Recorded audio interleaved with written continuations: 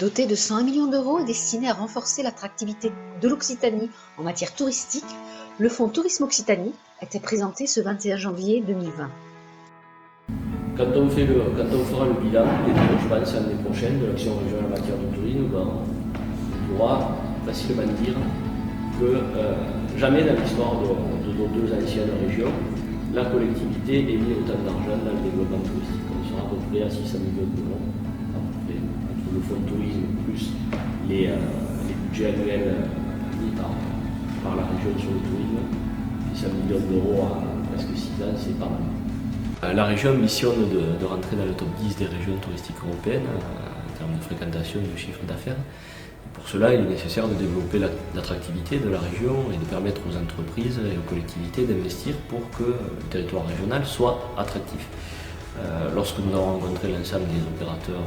touristiques régionaux des 13 départements et des collectivités, souvent nous est remontée la question de la difficulté d'obtenir des financements bancaires, en tout cas des tours de table bancaires, au regard des risques pris en matière de développement touristique. Donc la présidente a souhaité que l'on réfléchisse à la mise en place d'un fonds,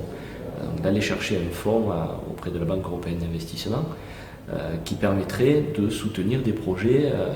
sous forme de capital risque, en fait, des projets qui souvent sont prêts à être réalisés mais n'arrivent pas à obtenir les financements nécessaires. Donc l'enjeu de ce fonds de tourisme, qui est doté de 101 millions d'euros, qui est géré par M Capital Partner, qui est une société bancaire de gestionnaire de fonds,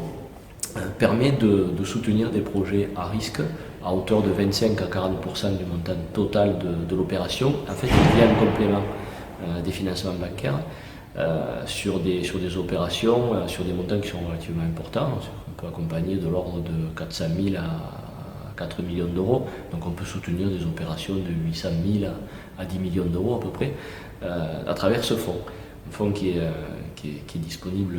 dès aujourd'hui, dont les taux bancaires sont légèrement supérieurs aux taux bancaires classiques au regard des risques pris par le gestionnaire de fonds.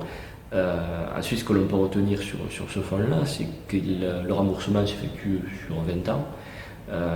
Les premiers paiements s'effectuent la 4e année, donc quelque part ça permet de faire de la trésorerie à l'entreprise pendant 4 ans. Et donc de prendre moins de risques dans l'amorçage du projet. Voilà, donc notre ambition, c'est de générer à peu près entre 400 et 500 millions d'euros d'investissement sur l'ensemble de la région, sur des projets ambitieux, à peu près partout, c'est-à-dire sur les 40 territoires des grands sites Occitanie, donc autant sur le littoral, en montagne, dans les stations de montagne, que dans l'urbain, à Toulouse ou ailleurs, de manière à ce que,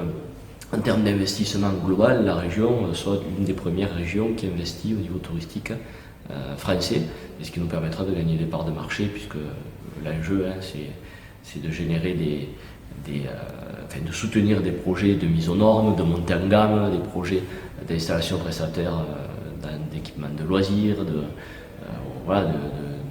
L'enjeu, c'est vraiment la compétitivité touristique de ce territoire et qui permettra de faire cette région une région hyper attractive et touristique. C'est-à-dire que cet expert indépendant qui siégera, je l'espère, n'aura pas la vocation de bloquer les dossiers, mais plus d'essayer d'inciter les porteurs de projets à prendre en compte des thématiques auxquelles ils n'auraient peut-être pas forcément pensé, le circuit court, de respect de l'environnement. Alors, le respect de l'environnement, on y est un peu obligé aujourd'hui, enfin, quoi qu'il en soit, il y a un minimum de règles à respecter et tout le monde s'y conforme, enfin, on est bien obligé, mais il va pouvoir essayer d'apporter de la plus-value et d'essayer d'inclure dans nos contrats de financement des engagements que le porteur de projet pourrait prendre pour améliorer l'impact de son projet sur l'environnement, sur la société, l'emploi, que sais-je.